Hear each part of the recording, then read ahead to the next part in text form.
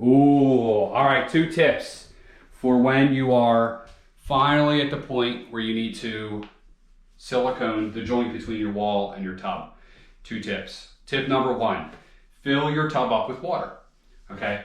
So this is very simple. Just think about it. When you fill your tub up, it's gonna sink just a little bit. I mean, maybe a 16th, not even a 16th of an inch. But what you're doing is you're expanding that joint to the point where it's at its max. You're gonna fill it in with silicone, and again, we're gonna use silicone.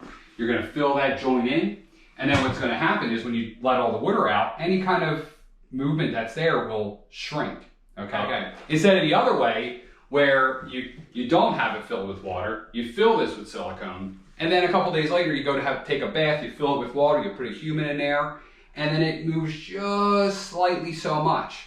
And then possibly opens a little hairline crack where water can get in, okay? So let's do it the other way around. It's really not a big deal. Tip number 2, get yourself some rubbing alcohol, okay? Rubbing alcohol is great because it cleans pretty much anything. It also does not leave a residue. Okay, so you can do the best caulk job, silicone job here ever, but if your silicone or caulk does not stick to the tub and the tile, it's pretty much useless. Well, it is useless, okay?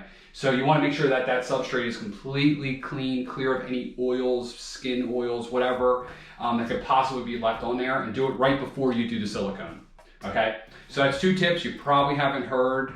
I haven't seen them anywhere. I think they're very important, and it'll make your caulk silicone job last that much longer. Please like, please subscribe. Let's do this.